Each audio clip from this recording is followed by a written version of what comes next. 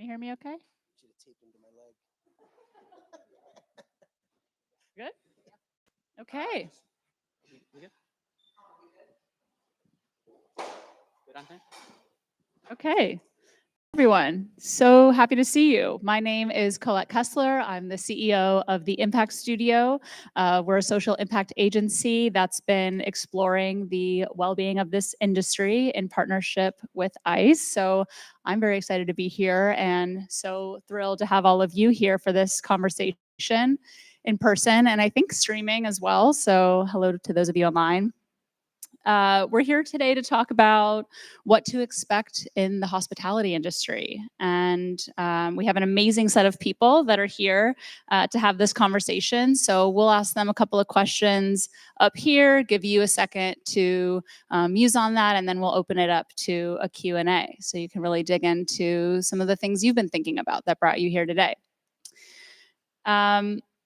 I'm sure that in this room, there is a myriad of motivations for being here, for being in this industry, and backgrounds that led you to this place. So I want to kick it off with each of you introducing yourself and giving us a little bit of a sense of what brought you to the restaurant industry and the culinary field. Want to kick it off? Yeah. Hi, everyone. Samuel Calci. I am currently a sous chef at Clover Hill in Brooklyn Heights. Got me into the industry, was studying economics at St. John's about 7 years ago, and just wasn't feeling the corporate world, and really just loved food and grew up eating. Had two sides of my families, just really loved food a lot, and I just wanted to give it a try, and I think ever since it's been pretty successful. And I just, I think food is such an interesting thing to be a part of. It's very communal, and it brought me back here. It brings me back here like once a year, and I think it's really cool to see the future and inspire other chefs. So yeah, I think that's basically it. Hi, everyone. I'm Barry Tonkinson. I'm the Vice President of Culinary Operations here at ICE, and I am a chef. And what got me into the industry? Well, it was my parents' fault. They did not buy me the right sneakers when I was growing up. And they said, if you want those sneakers, then you better go and buy them yourself. So sure enough, at 14, I had to go and get a job. And my brother had worked in a nearby hotel, and he said, "Come on, we need some help prepping." So at 14, I was there picking herbs and doing some knife cuts and whatnot. And I continued that throughout high school, just making money and being independent. And then I realized when I was in college that I really wanted to go full steam into the industry. And then I moved to London and had my background in fine dining in London. Hi, everyone. I'm Lisa. As of 2 weeks ago, served as your Assistant Dean of Students and have since transitioned over to a new role, my family's large-scale events company. So for me, my path in this industry was a bit predetermined just because this company has been around for 40 years. They actually catered my first birthday party, and here I am now going to work for them. But I got my start with them 2011. Started off in front of house as a server, and it's always just been in the fabric of my family, large Italian family. I always say that my grandmother is the executive chef of our family. She's 94 and still hosts dinners for us weekly, and the grandkids come over. And so cooking has just always been a part of my journey as a human. And in 2011, I graduated from college and sort of searching for where I'd find my footing, and the family business opened their arms to me and said, "Why don't you come on board?" Again, I was doing front of house first, and then I just couldn't stay away from the kitchen. Just begged the executive chef, the actual executive chef of that company, to let me in, and that was a battle. Finally, he was like, "You can come, but you have to earn your keep here." And I really took that to heart and was same as Barry, picking herbs, chopping onions for hours, potatoes, like scooping ice cream till I had blisters on my hands. And I don't know what it says about me, but I loved it. And then, that was just it. That was for me. I was like, I need to be in a kitchen, and then we'll get to it. But the journey pulled me out of the kitchen, and then now, ultimately I'm finding my way back in. Hi, my name is Adam Trulove. I'm an admissions representative here at the school as well as a chef.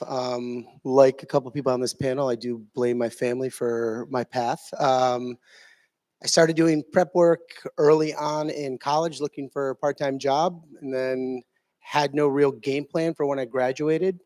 My father just purchased a small breakfast and lunch restaurant in Southbury, Connecticut. So I was like, you know what, I'll come home, and I had a degree in mathematics. So I figured I'd just be crunching numbers and payroll and all that fun business side of things. And he left me in the kitchen on my first day to go pick up bread. I couldn't flip an egg.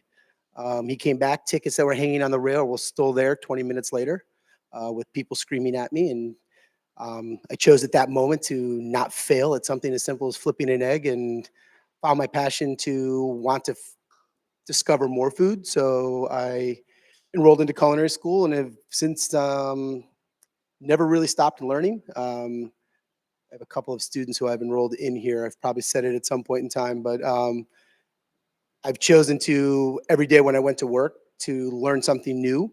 And the industry allowed me to do that. So like every day, whether it was something from a dishwasher to a general manager to another line cook doing something a little bit differently, my journey has kind of always been to continue to learn. So, and now I'm here trying to inspire the next generation of young chefs to come to culinary school.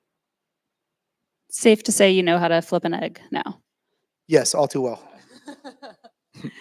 Um, we had a lot represented in there: economics and operations and culinary. A lot of twists and turns in the paths that you've taken. So I'm curious, can anyone speak to like why you decided to move into the sector of the culinary space that you're in, the particular realm, catering or fine dining? Yeah, sure. And feel free to jump in. We can just have a conversation up here. I think I started in fine dining. I just fell in love with it. I was watching Mind of the Chef before I started culinary school here, and all the chefs sort of had like the similar story of they didn't really know what they wanted to do in life, and they found kitchens, and um, just the way they were like, that show is so perfect. The way it was narrated by Anthony Bourdain, and they made food like this like magical thing, and I just, when I was watching it, I was like, wow, like this is something so cool that it's just like infinite. I think being a part of that will be really cool someday. And like, I bought all their books and read their stories of why they do what they do. And I don't know, it's always so changing. And there's just like something when I've cooked for you before, and I'm like, does he like it? I text him after, like, yeah, what'd you think of that? And he's like, yeah, it was really awesome. And then he'll give me my feedback, and then that Dun, just like, dun. yeah, and for the most part, it's pretty good. But he's honest with me, and I think like striving to be better just is really important for me. And I think just the standards of fine dining is very cool, and it keeps you wanting more all the time. Like even if you're at the highest levels, you still want to keep that level and that standard. So I think that was important for me to go into fine dining. So. I had a big moment when I was 17, and I went to London for a stage in a restaurant, and I'd previously been working at some like local restaurants near where I grew up. So I took a bus down to London and went to this restaurant where I was staging, and I was staying over at one of the sous chef's apartments. And I suddenly had this realization that there's so much to learn and so many different levels of cooking that I wasn't aware, right? There was ingredients that were of top quality. The people surrounding me were amazing and offering advice and all that kind of thing. So for me, I got hooked on sort of gourmet cuisine, fine dining, and all that kind of thing. Simply just because I was exposed to amazing products that I hadn't used, and I was learning new stuff. Contemporary techniques that I didn't even think were possible.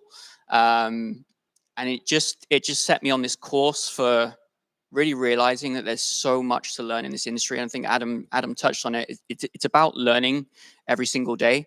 And you've got to really, whenever you go to work in the morning or in the afternoon or wherever it might be, you've got to really believe in what you do and believe in the food that you're putting on the plate, right? I think that if you don't believe in it and you're not happy with it, you should really invest in some time in understanding what you enjoy, what you respect in terms of the quality of the food you're doing or the ambience of the restaurant or wherever it might, or the front of house or wherever it might be.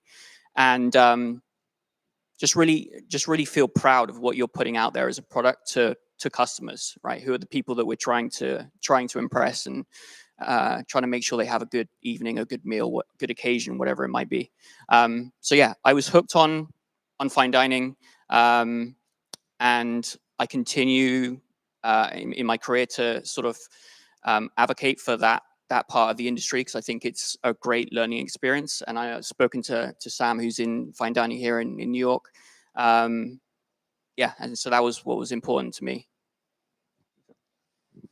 So as I mentioned, being a little predetermined, catering wasn't something that I necessarily picked. But once I started working in events, what I loved about it so much was the variety, where we don't have the company that I work for, one catering hall that we host gigs at. We will bring the party to you, and that can be at any venue, any home, and any place really that you can set up a kitchen. And it's amazing how creative you have to get sometimes to be able to produce good food. I mean, one of the things that we value at our company is quality. As Barry mentioned, we pride ourselves in not being a generic catering company that just puts out food that you heat up. We cook everything from scratch. And there's the dance of how do you prepare something in the prep kitchen, the commissary kitchen, and then bring it to the event and finish it so that it's delicious and that people enjoy it and that people want to use your company again. And I mentioned that the company that I'm working for now catered my first birthday. I mean, we've done bar mitzvahs for individuals, and then we've done their weddings 10,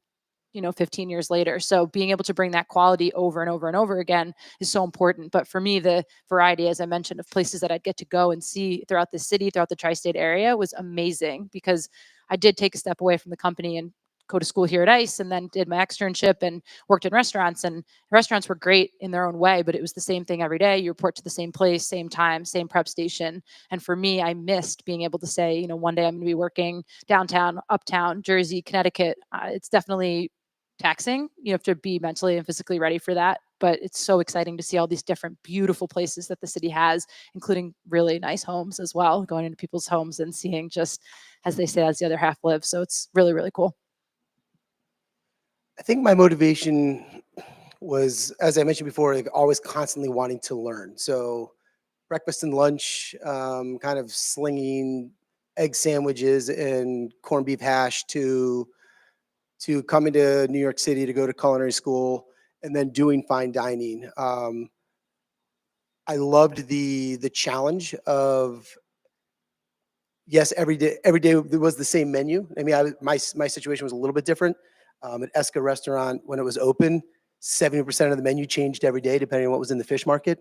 So my schedule, my menu wasn't always the same. Depending on what station I was on, there were like two things that were always constant, but the rest of your menu would change. He would call you up from downstairs and you would get a brand new menu.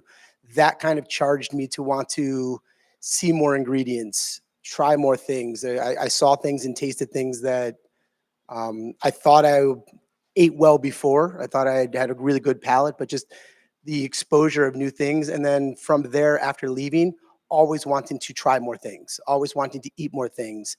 That helped me get to a creative point post being a line cook to always wanting to try new things, like bringing products in that my line cooks hadn't seen, that I had played around with. So like that, the motivation for me staying in the sector for the most part was that challenge to present other people, whether it be a diner to line cooks to whatever, with something they hadn't tried before, hadn't seen before, a different presentation of something.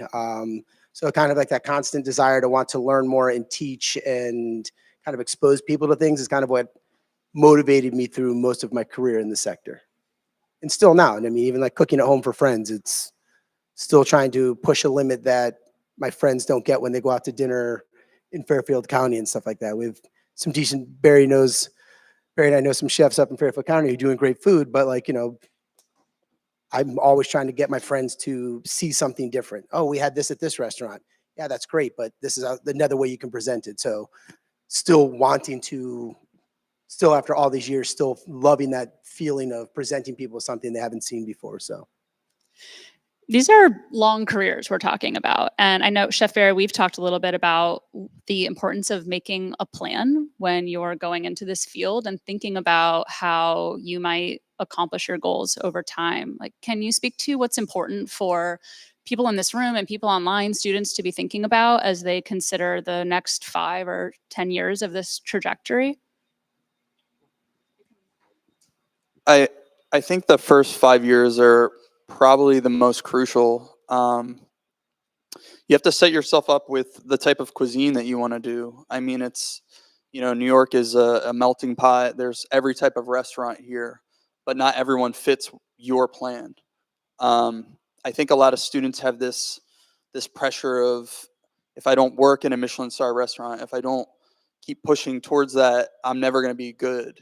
I think at this point in my career, yes, I have worked in Michelin star restaurants every single time, but that's like what I want to achieve, right?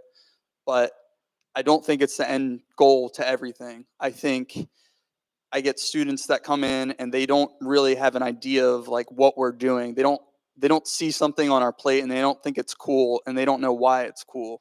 So I'm like, I have to like try to show them like, this is cool because of this. But when I went, I was like, oh, this is cool. Like this ingredient is really tight. I like that.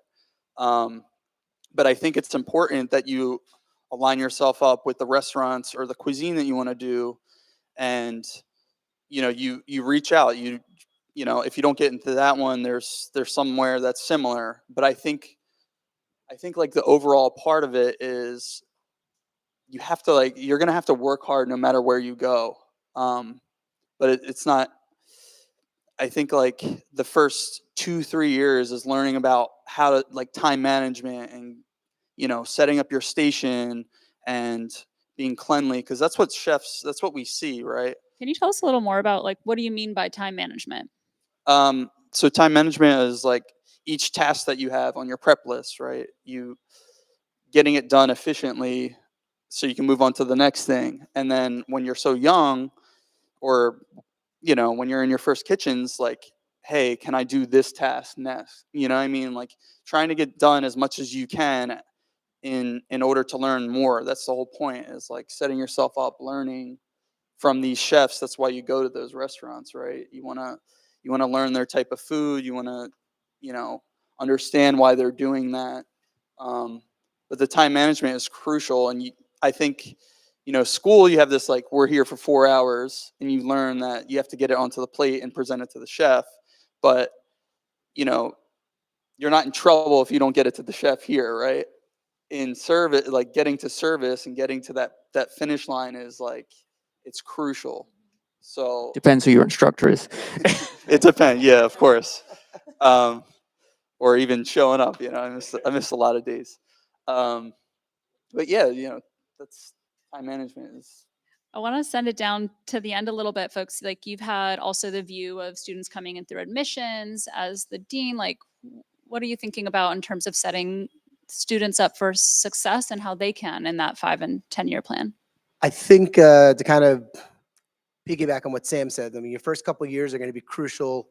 I know I was different, and I see students come through that I've enrolled who, when I interviewed them to come to school, had an idea of what they wanted to do, and then kind of where they've gone might be a little bit different. I think earlier in your career, the key is to, whatever your 5 or 10-year plan is, to do it in pencil. Don't do it in pen, because opportunities come and go. Opportunities pop up when you least expect them sometimes. So kind of having that courage sometimes to kind of make a leap, to go see something new. I think every young chef should see at least a couple of kitchens before they've kind of really figured out their path, whether it be how different chefs set up their kitchens, different expectations of what's going on to a plate, and then maybe even just different styles of food, right? I thought I was going to be a Michelin-starred French chef when I graduated culinary school. I've never done French food in my life since. Um, I went all Italian, but it just opportunities that were given to me helped kind of drive my path, right? So until you find what your path is, really kind of believing in the skill set you're getting here at school is going to kind of get you to where you want to go in terms of being able to walk into a kitchen, do a kitchen trail, and see if that's the style of food, if that's the kitchen you want to be in, right? The first couple of years are going to seem to be a little transient sometimes. But then once you find your path, really kind of putting, like Sam said, like putting that time and that effort into every day becoming a little bit more efficient. You know what I mean? Your goal should be to have a cup of coffee and sit down for 5 minutes before dinner service. If you're not at that point, like you need to push a little bit harder. Really just trying to get yourself comfortable and learning time management. I also think one of the big things for a lot of young kids coming out of school is also energy management. You expend so much energy trying to get your prep list done that halfway through dinner service, your feet are sore, your back sore, your shoulders are sore. So like that time management also kind of comes into learning how to conserve your energy because it's a grind. And for most people who are successful in this industry, that grind is fun. I mean, it's exciting, but leaving to kind of go back to your question, because I feel like I'm rambling a little bit. Like those first couple of years, that first 5-year plan, like your 10-year plan could probably be in something a little bit more permanent than pencil, but like that 5-year plan should be being able to kind of take a chance, right? Go see something. If an opportunity arises to go work with a chef who you've been reading about, yeah, like chefs deal with line cooks leaving all the time. Like you can't, in the beginning of your career, feel that you're special. And if you have an opportunity to kind of go see something different, jump at it. And you're going to find your path. And then that 10-year plan is completely different then, you know what I mean? But that first 5 years is important.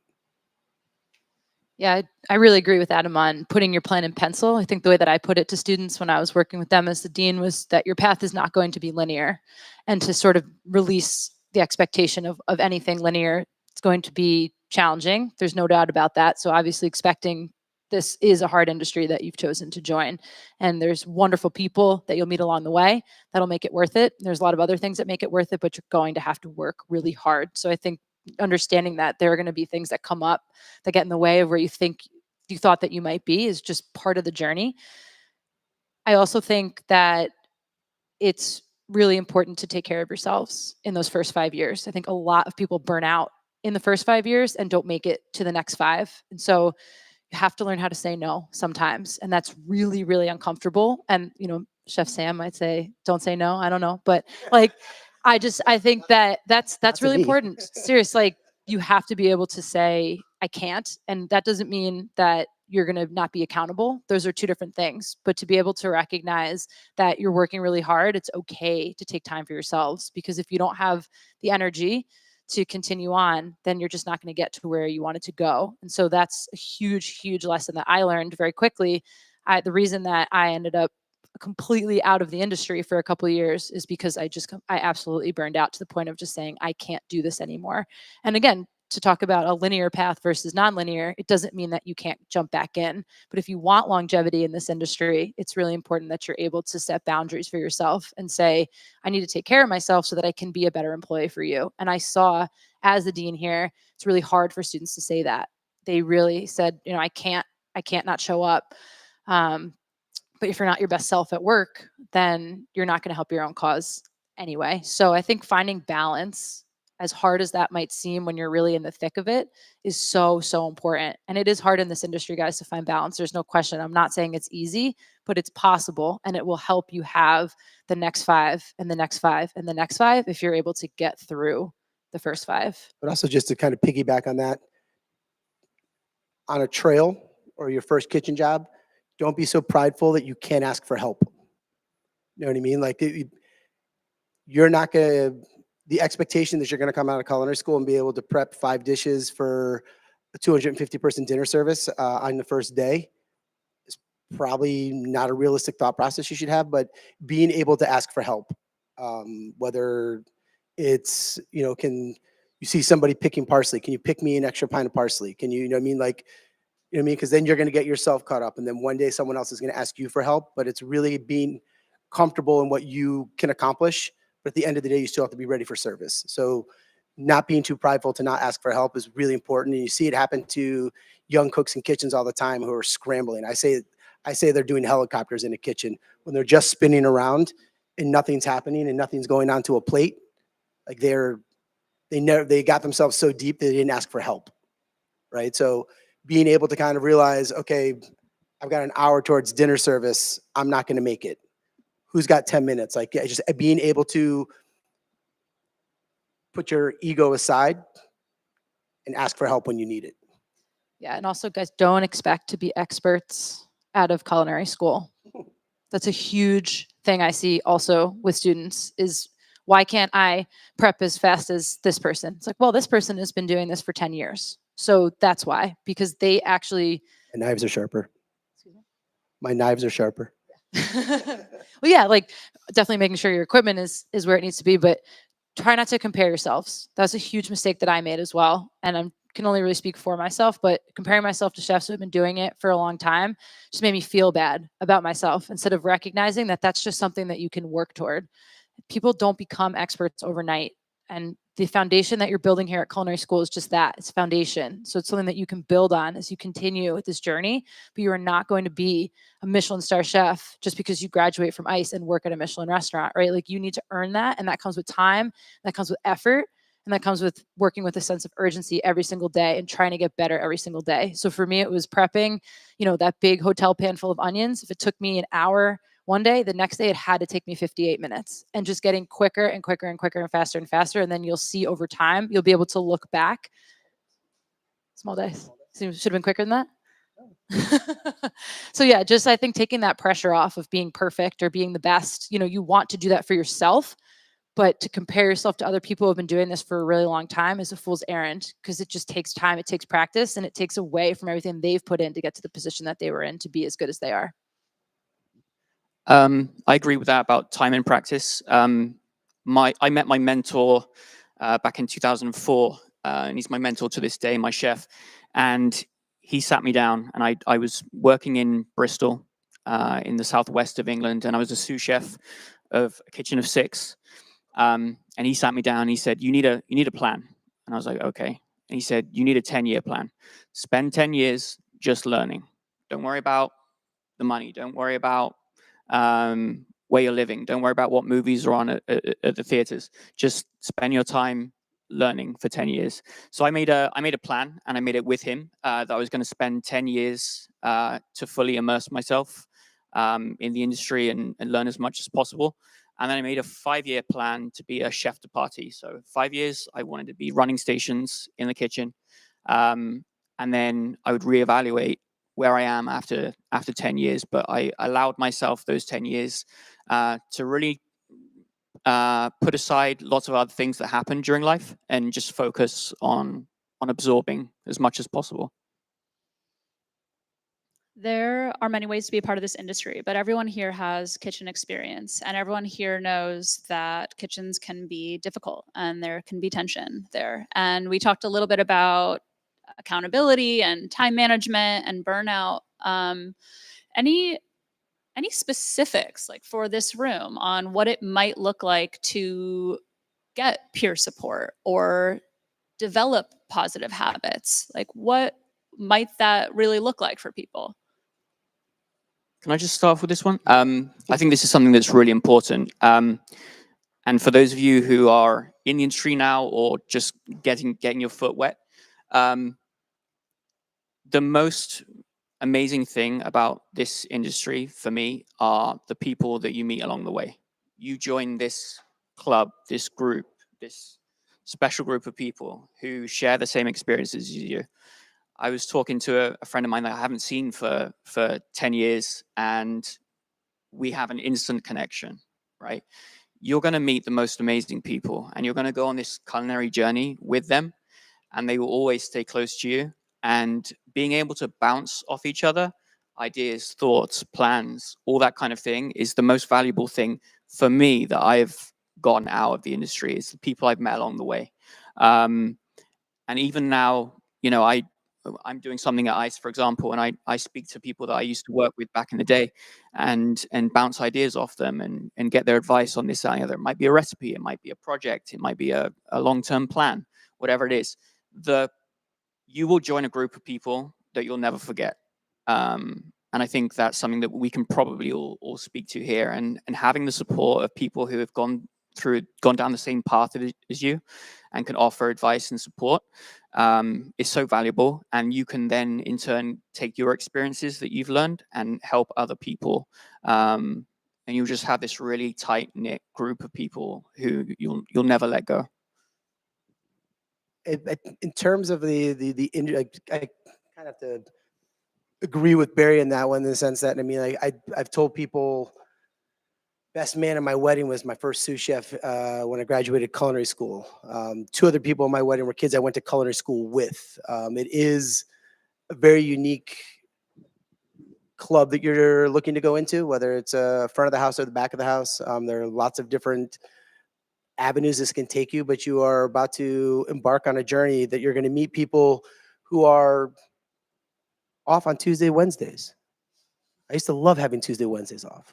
No one was at the bank, no one was at the laundromat, right? You know what I mean? And you used to go out and have some really good dinners with friends on a Wednesday night. I mean, your life is going to kind of change a little bit in terms of kind of what normalcy looks like. But when it becomes normal, everything that you're going through, everyone in the kitchen you're in has gone through that same journey, right? So there is a commonality. No matter how bad a night of dinner service might seem, someone else has had a bad night. You're going to see it, and maybe it's going to be somebody else the next night. You know what I mean? Like, being able to kind of get changed, go home, decompress, and get up the next morning is going to get up the next morning excited to go be better than you were the day before, right? Like, always trying to not let one day kind of drag you down. Talking with colleagues from other restaurants, right? Because you might be in the dumps and you start talking to a kid you were in a restaurant with 2 years before. He's going to tell you some horrific story about the line cook next to him, and you're not going to feel as bad about yourself, right? Because you're not the only one going through it. So kind of enjoying that journey and that process, meeting as many people. You never know who you're going to meet is going to open that next door I spoke about before, right? So in terms of burnout, really being able to separate day from day, right? Don't let a bad Thursday night dinner service ruin your entire weekend. Learning to kind of, and I mean, I think that's part of the reason years ago why the restaurant industry got such a bad rap. Like, everybody dealing with that used to just go out and stay at a bar in New York City till 4 o'clock in the morning. They've learned that it's not the healthiest way of dealing with things. But it's important to be able to release, right? And be able to go, last night was bad. What went wrong? What did I do? Was I not set up in time, right? So you're scrambling from the first ticket, or did a dish come back because it was undercooked or overcooked, and now your monkey wrench is being thrown into your rhythm? Whatever it is, learning from that moment, and again, talking with your colleagues, talking with people. Maybe they saw something you didn't know what happened. All of a sudden, next thing you're just getting yelled at, right? Like, and you don't know what you did. Talking to somebody afterwards, or like, again, ego aside, knowing that everybody's had a bad dinner service and just kind of being able to have that back and forth with a colleague or the person next to you is going to help that burnout factor, because you're not going to hold on to things as much. So I appreciate that piece around not staying isolated and the experience that you're having. So finding people who can relate back to you so that you can share that with them, or it sounds like also give you a sense of perspective on whether or not something is happening in your environment and elsewhere, or just yours. So that helps. I'm curious, because you're in the mix right now. Like, how do you find your peace? How do you think about your longevity? What tools do you use? So, like, I mean, burnout it's a interesting topic, and it's really, I don't think a lot of us think about it on a daily basis because we're working so hard every day. I know on my days off, I just, like, the first day is like a reset day. Like, I'll take a nap like the whole day, like at least for like 3-4 hours, and I'll wake up and I'm like, man, I didn't get anything done. But you have to listen to your body a little bit. You're like, wow, like, I was just on my feet for like 65 hours total. How can I you just need to relax. You just have to just let it be. in order to go those next 5, those 10 years. I have really bad feet issues. Like, it's bad. But I have like 3 different shoes I wear at work now, because I'm like, I have to be able to do this thing. I'm gonna be on my feet. That's just the way it is.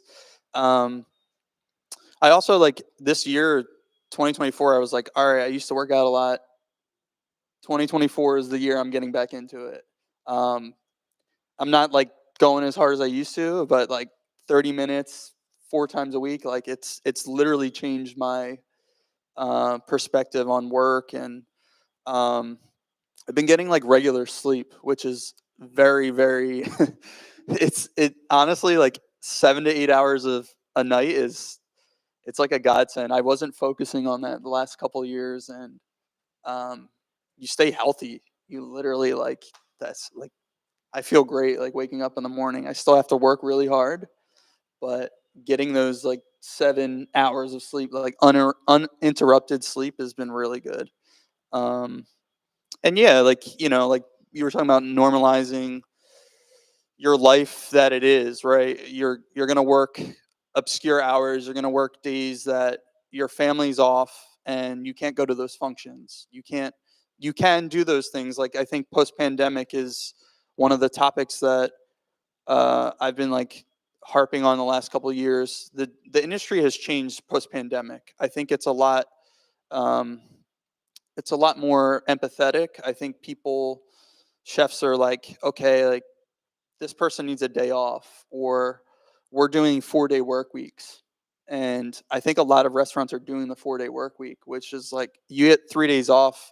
Yeah, like Barry was saying, the money isn't great, and it'll come though if you focus on that. But if you're like lucky enough to work 4 days a week and still like be able to pay your bills and go out a little bit, it's really I think important. I should do a 4-day work week. Yeah, it's. I mean, I've been on like 7, 8, 9, 10, 11-day work weeks, and I think that's just like completely. It's not right, and we make those excuses. We're like, oh, I have to be there, but the show will go on, whether you're there or not. Everyone else is gonna have to work a little bit harder. So just like, setting those boundaries, like you touched on, and um, with peers, like I've been speaking with Barry last, like, 6 years. We chat. I can talk to him about food. I can talk about the industry, and Yeah, I have a question about that. You mentioned mentorship. How do you find a mentor in this industry? I don't know. How do you find one? I don't know. I think it comes from respecting that person who you then develop a relationship with. I was really lucky in my path. I went to this place in London. I met a guy called Paul Gaylor, who's a very established chef in the UK, and I was clipping at his heels. Chef, when are you doing the next book? Can I recipe test with you? What event are you doing? Can I come with you? All that kind of thing. And I think he's just saw some passion and some fire in me, and then he really like took me under his wing. And everything he was doing, he's like, Barry, come try this. Barry, test this recipe for me. Barry, come on this event with me. And you develop a relationship with someone. And I feel like he felt like he was giving back, which was something really important to him. And I felt that I was learning so much and had someone to look up to. And you can just get a perfect relationship, a perfect marriage between two people, and it can be really profound. Now I'm in a place in my career that I try and be as much of a mentor and a relatable person to many people. And Sam's one of those people. I'm always in contact with him. Hey, what are you doing? Seeing what he's up to, giving advice where I can, and all that kind of thing. But I think having someone to look up to and to respect and to admire is something that's really important. Yeah, for those of you who are here, culinary or pastry specifically, you have this really unique experience. It's called a stage or a trail. And that's where you get to go to the restaurant and do a shift before they either accept you on as an employee or as an extern.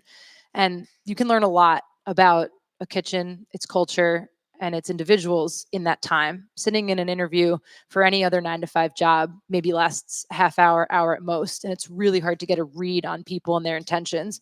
But when you're working in a restaurant kitchen during service, you're going to see people's true colors very quickly. And that's a great thing because it gives not only them an opportunity to interview you as a future employee, but you an opportunity to interview them as a future employer.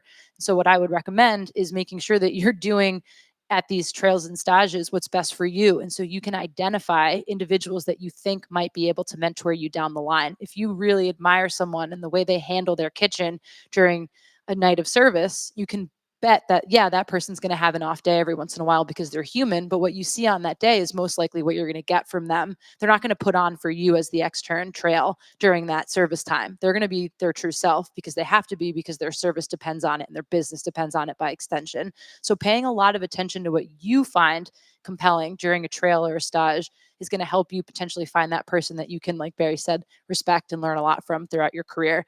If you go into a trail or a stage and you do not like the vibe, I really recommend that you do not extern there, because you're going to be then spending 210 hours of your time under someone who potentially is not going to be able to guide you in the way that you want and that you need. So also understanding that a mentor does not have to be an executive chef. It can also be someone who's been on a line for an extended period of time and can show you the ropes and can tell you not only how to get through service, but how to get through every single day as a cook, who's really grinding.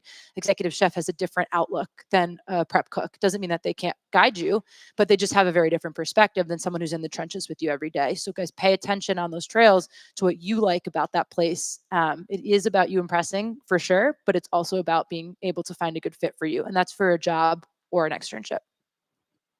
I mean, I think like the mentorship process happens kind of organically. It's very difficult to kind of go into a kitchen and you've read the chef's cookbooks, you've eaten at his restaurant a bunch of times. The mentorship kind of process is a little bit more personal in a sense, and then as opposed to just employee versus employer. You, like Barry said, it's like you've got yourself in a position where you realize that this person is teaching you something every day, and I want to learn more from this person. But then there's also going to be jobs where you might be doing really, really beautiful food, but the chef you're working for isn't the most open with concepts and kind of advice and things like that. So like, again, like I said before, like being very open to the idea of like when you're in an opportunity and someone starts giving you information, like you start to absorb it, right? And then you start to kind of develop this relationship where you're going to go back to that person year after year after year, even after you've left them, just to kind of touch base. How are you doing? This is what I'm doing now. Like whatever. So you can't force a mentor. You can't go and just be like, it's something that's going to have to happen between both of you. But when you do find it, it is very massively rewarding to be able to find that person that you can always go back to. High times in your career to low times in your career, having that person on your phone that you can just pick up and call and talk to. But don't take your first job thinking this guy's going to be my mentor or this woman's going to be my mentor. Go in, always be learning, always be kind of absorbing things. And then all of a sudden one day you're going to realize that like you're having one-on-one conversations with this chef in between pre-theater and dinner. You know what I mean? I was in the theater district for many years. So there was this like weird gap in between pre-theater and dinner. But like all of a sudden you just start finding them opening up to you because they want to kind of get to know more about you. And then that's kind of how it happens. But it's not going to happen every time. Not every chef you work for is going to be your mentor. There's something to learn from every chef, but that mentor relationship is very kind of unique when you find it. Can anyone speak to like the lifestyle choices that you might be making if you decide to go into fine dining versus catering versus opening your own like mom and pop or something along those lines instead? I mean, I've done a lot of it. Yeah. I've done fine dining. I've done fine dining in Europe. I've done high-end catering. I've done private chefing for a couple of months here and there. Really kind of finding what works for you, and like the lifestyle is really dependent on what you're looking for, right? Like there's the restaurant, which is kind of like the norm when we talk about the industry, right? But so you're busy Wednesday through Saturday. Maybe you're at a place lucky enough where you can do brunch. No, but like your days are going to be a little bit different, right? But they're going to be. And I tell people all the time too. It's like if you're not working Saturday night, Friday night, and Saturday night dinner service, it means you're not the best cook. You're not the best cook in the kitchen, right? So you're striving to kind of work those busy days, right? Like you're striving to kind of want to work those days. Catering, a different beast, right? Lot's going to be a lot busier on Fridays, Saturdays, and maybe Sundays, and prep heavy during the day. So you have a little bit of normalcy. I talk to students all the time who want to become private chefs. You have to have the utmost flexibility to be a private chef because they're going to call you with one day's notice and be like, my husband's business partners are coming over. I need a dinner party for 12, 3 gluten-free, 1 vegetarian, 1 vegan, and being able to be flexible enough to kind of jump on a whim. Fine dining is going to be, again, precision. It's going to be mentally as taxing as it is physically taxing. Mom and pop, a little bit still physically taxing, but again, you have a little bit more kind of free flow, kind of whatever. But you have to find out what path works for you, right? You've heard us all kind of talk about mental health and stuff. Again, different lifestyles are different for different people. You have to figure out which one you feel the most inspired to be in and the most kind of excited to be in and run full speed with it. So I think lifestyle wise, I feel like most people that go into the industry don't have a good idea of what it's going to be like, especially depending on which sector you go into. Fine dining is very demanding. I mean, right now, like I currently work 65 hours a week plus. You know, I'm doing meetings with my chef on my days off. We're ordering. We're talking to purveyors. You really have to understand that it's a sacrifice. You are gonna miss those birthdays. You're gonna miss those things, and you have to be okay with it, or you don't. I think it's. I mean, you know, I'm in this point where I think my family is like starting to get on me a little bit more. They're like, okay, you've been doing this for a while. What's the excuse now? Like, why aren't you coming to these events? And you know, I think after a while you do have to have that conversation, and you have to make the effort. Again, post pandemic, I think restaurants are a little bit more flexible with asking for days off. They're starting to do the 4-day work week. Um, it's just, I mean, lifestyle wise, like I said, I mean, you just have to be okay with what you're getting into. Um, you know, I'm getting married in October, and you know, this past year I've probably seen, you know, I see my fiance 2 days a week, like fully. Um, it's not great. It doesn't feel great, but you know, on those days off, we make it work. You know, we go to dinner, we walk our dogs. But you know, you also, if you're going to be with someone, they have to understand what you're getting into as well. We started dating right as I started cooking, so she was willing to make that sacrifice, and it hasn't let up, which is really nice.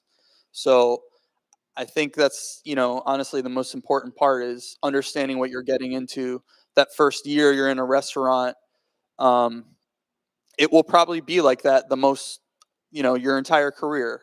And then as you get more and more experience, you go up the ranks, your responsibilities increase. So, you know, you have less and less free time. Um, but you have to be okay with it, or you don't. You don't have to stay in the industry, or you know, you could be a private chef, you could do catering, you could be an instructor. You know, it just whatever you want to accomplish in life. I think you have to be okay with making those sacrifices. So It sounds too like in the 5 and 10-year plan, like having an understanding of where you want to go and what your lifestyle might look like, being able to have those conversations with the people you love or with you care about or that you care about so that you can set up your life and the people that are in it to support you along the way. I'm going to take just one last question before we go to the audience. Would love to get your questions up here, so start thinking about them. But before we do, what keeps you passionate about this industry? Eating. Yeah. I mean, it's true. You know what I mean? It's about. I mean, I said it before about like always wanting to kind of create good food.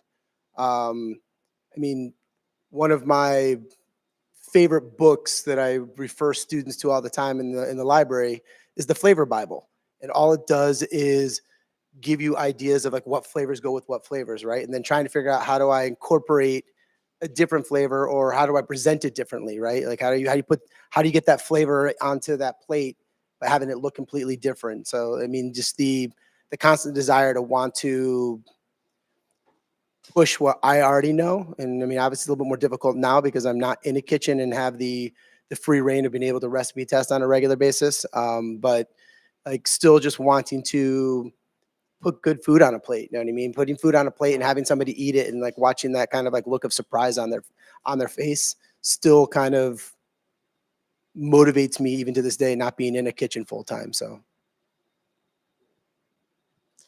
I'd say it's the excitement. There is never a dull moment in this industry. And that is, I don't think you can say the same thing for a lot of places of work. It's something that is really unique. It's just also for being in events, for our part of it is the food part of it is just being able to have that be what stands out. I mean, some of the events that we do, people bring in all sorts of vendors and music and games and excitement and just to have people leaving those events with the impression of how good the food was, it's sort of that's what drives what we do at our event company, is just making sure that that becomes a highlight for people. Is I think it can be really challenging if people go out to eat at a restaurant, they expect to leave having been fed well. A lot of times people come to these events and they don't expect the food to be good, and so when people leave saying, you know, that was a memorable meal, that's I think what we chase the most at Tom's Pretty. So it's the excitement and it's also the challenge of making sure that our food sticks out. I would say that the challenge is a big thing for me. I think that being a cook, you get so many opportunities to be humbled, no matter how much you learn. You might want to cook something and you're like, yeah, I got this, right? And you're doing techniques or cooking the way you've always cooked, and it always comes out delicious 9 out of 10 times, but then the ingredients are poor quality or something isn't working right or your oven isn't at temperature or whatever it might be. So I think this industry is this constant, like this wave, this tsunami that just keeps you humbled, and understand that you're at the whim of quality produce and exceptional technique.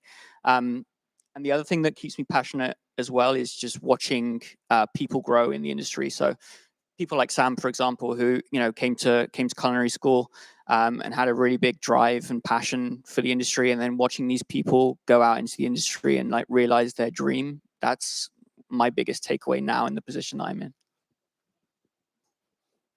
in.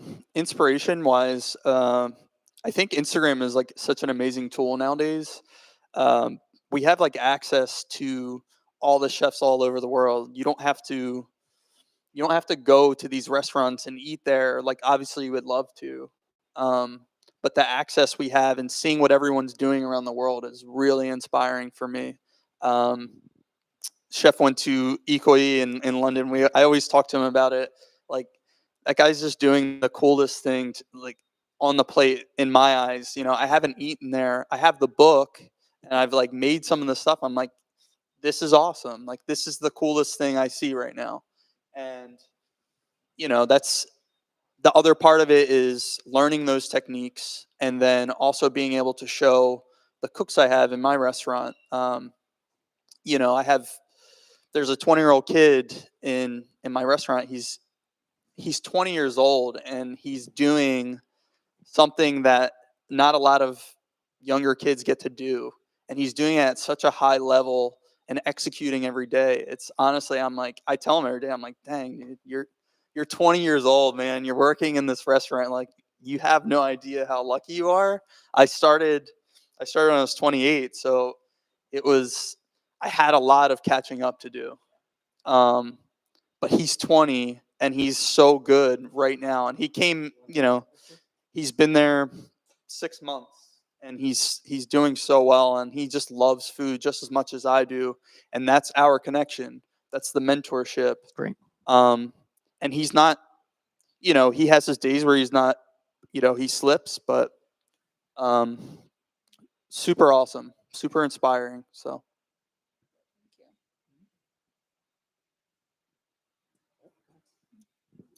Do you want to speak to the mental health of the industry? Yeah, I think just you need to work within your plans and just really look after yourself. We've talked a little bit about burnout here. It's a common thing in the industry, but I think that there's several topics we talked about today: having peer support, being connected with people that are on the same path as you, and just really take time to look after yourself. You can, and I made the mistake of getting very caught up in trying to immerse myself as much as possible, and that's okay. That's just passion driving you. But you have to listen to your body and your mind as well. And if you're struggling, there's people around you that can support you. There's so many organizations out there that can help you. But you got to look after yourself to realize your goals in the end. We have a mic for those of you in the audience who might have a question about what to expect walking into this industry. Or we were just that good. No questions. Maybe we were just that good. I don't believe it. Any thoughts or curiosities? Like, what brought you here? Yeah. We'll get you mic'd. Hi, so I'm a baker. So Adam put me through, this is my third course here. Third I do course, believe. I worked in the baking industry for a while. So I kind of, everything I said is pretty spot on. But I have a question of, I see you've been in here for like the industry for a while, and now some of you are doing different things, but is there any aspirations to open up your own place, and if not, then why not? Because I think most of us we're restaurant management here, so we're trying to open up our own places. So I left the industry because I had 2 kids under the age of 5 at the time, and had just spent a Christmas with a sous chef who called out on me, and was missing birthdays and holidays, and knew I wanted to still be in the industry. So I found ICE.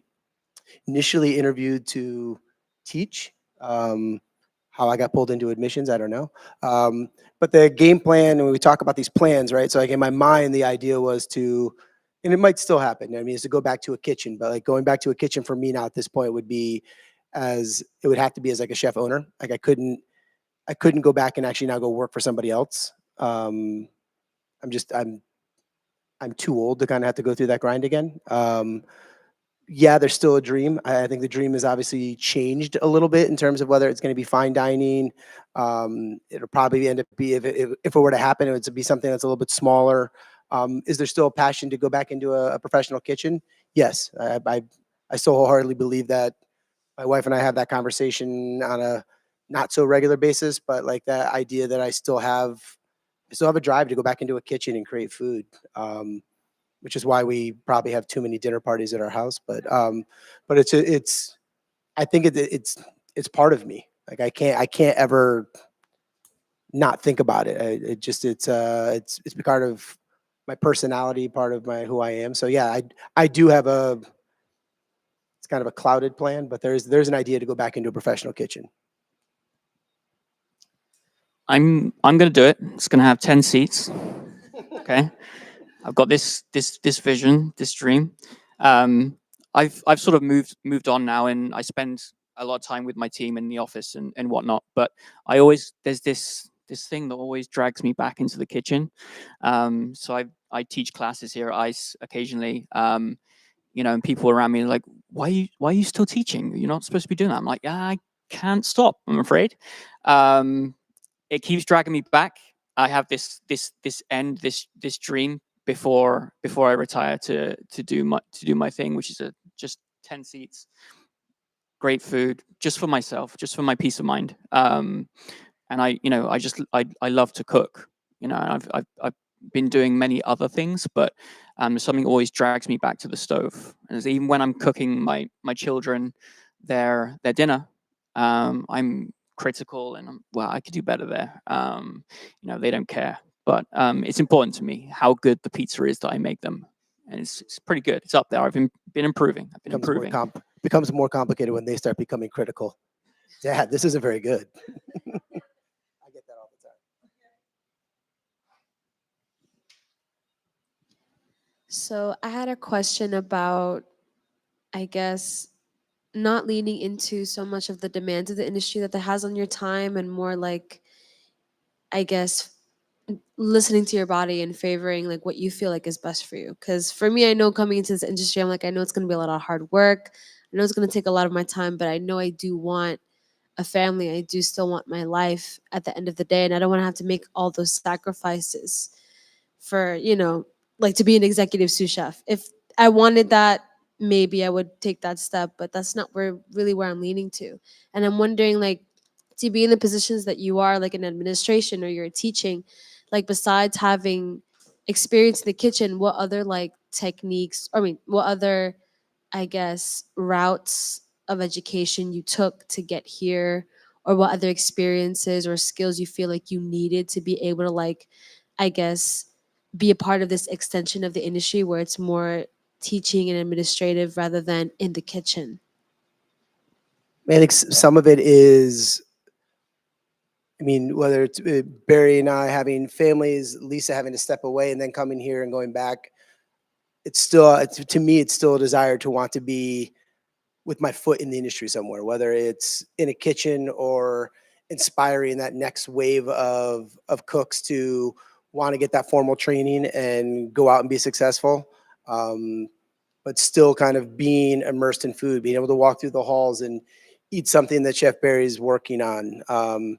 There's not many jobs that you can have anywhere where you're walking around and there's foie gras toast in one kitchen and something else in another kitchen, and then someone's bringing out frozen chocolate mousse and cakes and stuff like that, right? So again, still being surrounded by food and seeing, I touch on what Barry said too, like that, what inspires them is watching those people kind of succeed, right? Being in school, seeing a kid on day one with their jacket still creased on the sleeve, still stark white, and no one's talking to each other, to their very last day on their final practical, and their coats are a little bit dingier, none of them are ironed, and they're working on their final project, but then still like having a conversation with the person next to them.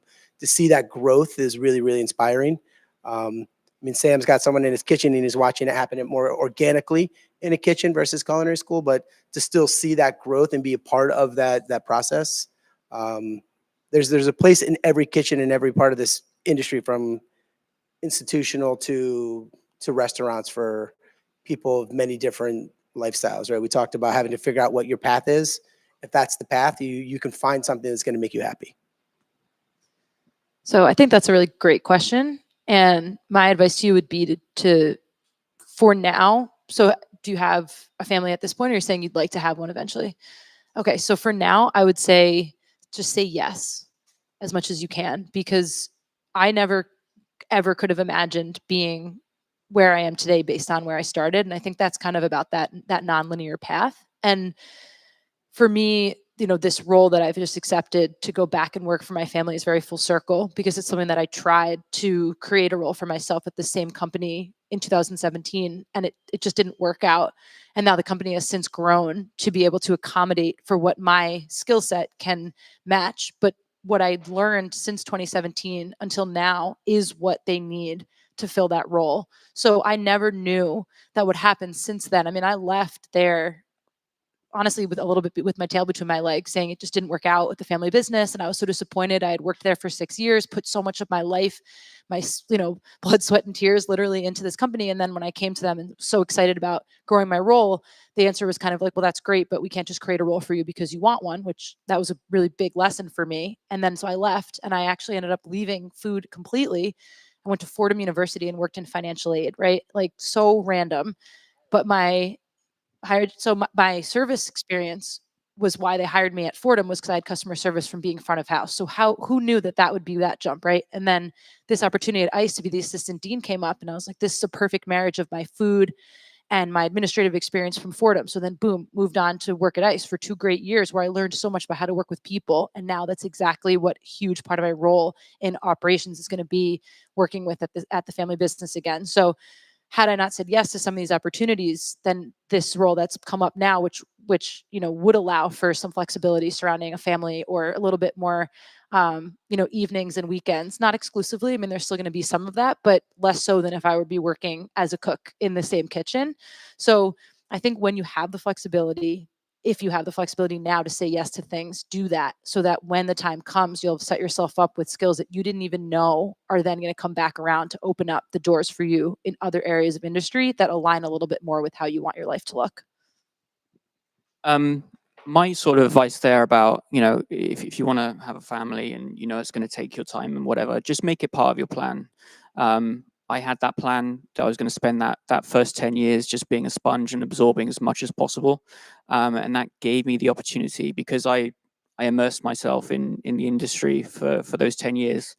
I'd work 5 days a week. I'd go to college 1 day a week, and then I would go and work in a butcher or a fishmonger or wherever it might be, on my free time another day of the week. I spent that 10 years. I was willing to give that up to get to a point where I could have a family, which I now have, and are able to spend time there. So, and there's always ways to do it, but I think you just need to be prepared to put aside some time to get to a position where you are able to take those higher level positions that can give you sort of free time and a family life and all that kind of thing. As you pass the mic, I just want to acknowledge that I think this is a conversation that's really happening all across the industry. And so you're not alone in having those questions and in wondering what it will look like to merge your life with your career, particularly in this space. And I think there's more of those conversations that are going to be happening here. Yeah.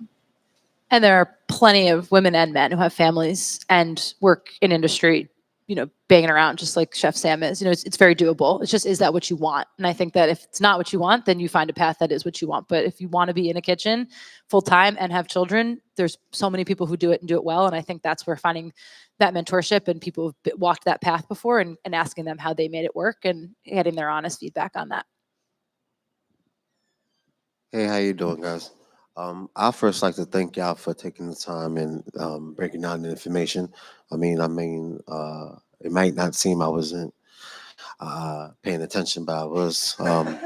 Something that you were saying is something that's real in the industry is burnout, and when you're juggling and you're trying to achieve your dreams and stuff, you just gotta sometimes say yes, even though it's gonna burn you out because you see your vision for the future.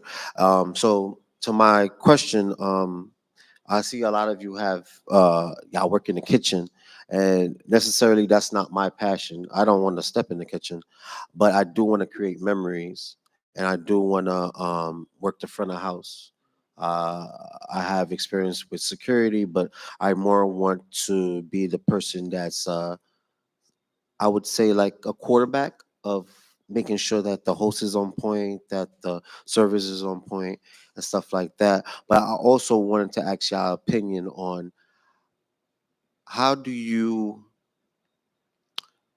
start this reputation of building your Rolodex, if I would say, like how do you go about in the industry saying that, hey, I do events, I cater events, and I like to extend my business to you and stuff like that without seeming like somebody that's trying to just bait them or market them.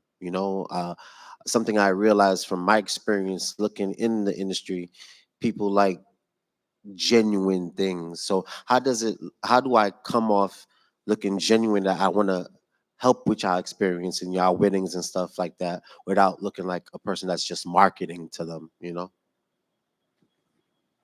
I think what you're looking to get into, I think personally, working in a restaurant for either part time or maybe doing a year or two in a restaurant and seeing how it actually works and understanding those guest experiences.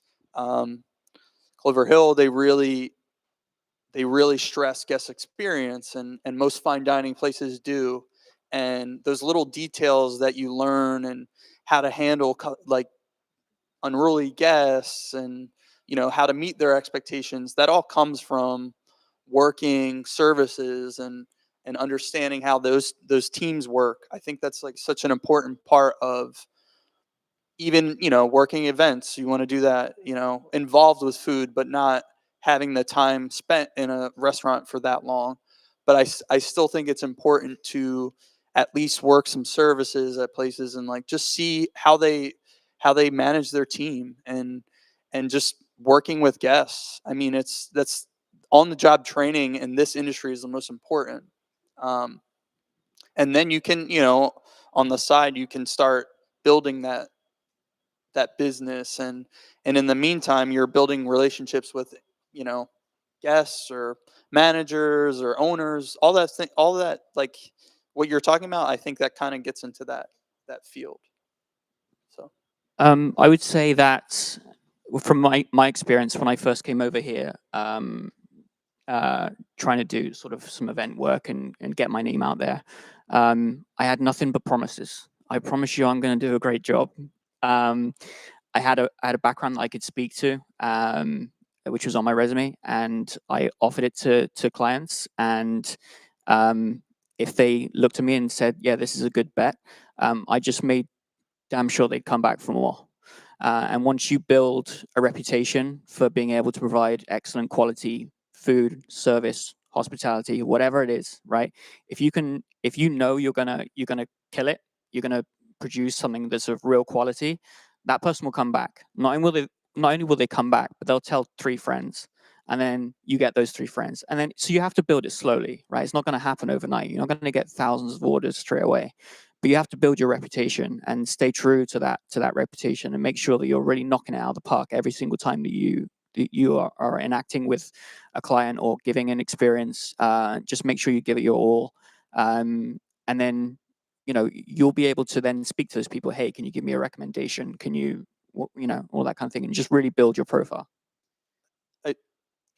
bouncing off of that, I think there's a couple like notable books that of like hospitality with Will Guidara's book, Danny Meyer's book. Those are two like really crucial, I think, for like hospitality, not even just restaurant oriented. Danny's Myers book, it helped me understand like the passion, because he doesn't work the kitchen really, but he just create the experience of it all. So yeah, that's the niche. Like people have the passion of cutting onions and stuff. I like bringing out the cake and watch singing happy birthday. I don't know, that's me. I agree with Chef Barry about follow through. And there's a two-part. If you follow through on what you say you're going to do and you do it well, it's okay to market yourself. To be successful in this industry, you have to have a good product first and foremost. No matter how good your marketing is, if your product does not come through and follow through on that, then you're not going to get repeat customers. But if you have good product and good marketing, that's when you're going to see success of your business. So don't be shy about promoting yourself as long as you can follow through on what you're promising. That's the most important piece. I wouldn't over promote until you're ready, but I can't stress that enough. Word of mouth is huge in this industry, but also in the age of social media and marketing campaigns and things like that, there are going to be competitors out there that are putting their name out there in a big way. So you can be humble, but you can also advertise your strengths and make sure that people are aware of what you bring to the table. I think also too, there's to kind of saying some of the things that they're saying as well, but also not working in a restaurant, working in the front of house of a restaurant, not underestimating who's sitting at the table. Like everybody sitting at a table should be treated as a VIP, right? Because you never know who that person's going to be, right? So whether say it's a 40th birthday party and there's 6 people on the back table, you have no idea what any of those people do. It better be the best damn 40th birthday party they've had. That 2 top on Valentine's Day who's coming in and he's traveling all the time and he's there with you don't know what he does. If you give them the best damn experience that they had, he's going to remember you and he's going to come back. And as Barry said, he's going to tell somebody else. So never being true to yourself, but also like just never taking anything for granted, from that 2 top to that 6 top to the private event that someone came to your restaurant and was like, we'd like you to cater in our house, right? And like go, you give them the same experience because you never know who those people are. And that's how you're going to start to build that reputation and that Rolodex that you speak about. Because then that person's going to remember you're like, oh, I was at so-and-so's party. Your restaurant catered this party at my friend's house. You were amazing. I'd love for you to come back and cater the party. You know what I mean? So always kind of being at the top, being kind of forward facing and just being true to yourself, but treating everybody as if they are the 5-star VIP, no matter what they're doing. I second that on the VIP thing. I remember I was working in the waiter would come in and say, "Chef, VIP, Nicole Kidman," and I was like, "All guests are VIPs." You have to get into that mindset of treating everyone as if they're a huge opportunity. You might not know. This might be a one time thing, right? It might be a lifetime thing. How do you know? You gotta put your best foot forward and land what you say you're gonna land. Yeah. Any other questions before we wrap it up? So my question is like, do you guys have any regrets, like out of everything you guys have experienced? Is there something you wish you knew like when you first started? Like you wish you had focused or done differently? Like if you could go back and do it all over again. Like you guys seem to be pretty happy, but there's always room for improvement. So what's one advice that you would give everyone else starting off? If you don't mind, I'm gonna go. I regret the 2 instances of burnout that I went through. I think there's something that's really important. Like I said, I had this 10-year plan or whatever, but I experienced 2 times where I had to come out and I had to rethink what I was doing. And I wasn't looking after myself enough. And I think it's really important to you can stand as a chef, you can stand long hours in front of house, you can stand long hours, all this stuff. You got to look after your body, you got to look after your mind, you got to make sure that you're looking after yourself. I think that's my biggest regret, is not looking after myself. But the thing is that there's plenty of other people that are along that ride with you, and you just got to be open with people and be able to talk about what you're experiencing. And if you're having troubles, if you're hitting a wall, if you're feeling lack of passion, whatever it might be, look to those people around you for advice and support and whatnot. But yeah, just burning out like hit me hard twice, and I regret not looking after myself. I'm not going to say I don't live with regrets. I mean, we all have them. If I were to, only thing I probably would have done over is I would have gone to culinary school sooner. Like Sam, I went to culinary school at 24, 25, you know what I mean? And like sitting next to me, sitting on both sides of me in culinary school were 18, 19-year-old kids who even that 5-year difference of age, like they were moving a little bit quicker at one point in time. You know what I mean? I enjoyed my journey so much. I wish I had started it sooner. I would have given myself more opportunity to constantly say yes to new opportunities, and just kind of maybe been at a different spot at a younger age where I was now an executive chef owner as I was starting my family versus still grinding 70, 80 hours a week for somebody else, watching my kids grow up. But yeah, I guess it would just be starting sooner and just being hungry as you're starting. You know what I mean? I think going to culinary, having cooked for a couple of years and then went to culinary school, I kind of went into culinary school thinking I already knew what I was doing. but just being open to everything, always learning, and not going into anything closed-minded. But maybe having better paperwork so I didn't get kicked out of Italy, but that was. For me, it's two things come to mind. One I kind of touched on before, pretty general, is just the comparing myself to other people early on in my journey was pretty damaging for my self-esteem. Whereas now when I look back and the advice I imparted before of trying not to compare myself to people who have been doing this for a really long time, understanding that I'm on my own journey and eventually I will get there and there will be people looking at me saying, why can't I cut as quickly as she can? So just definitely taking that lesson if you can. It doesn't just apply to the kitchen either. I think that's kind of a life lesson of just remembering you're on your own path. And as long as you're working hard and trying to get better every day, you will eventually get to that point that you see other people at.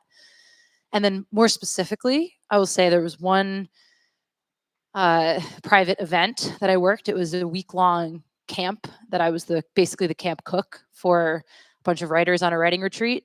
And I did not get paid, even though I was told that I would.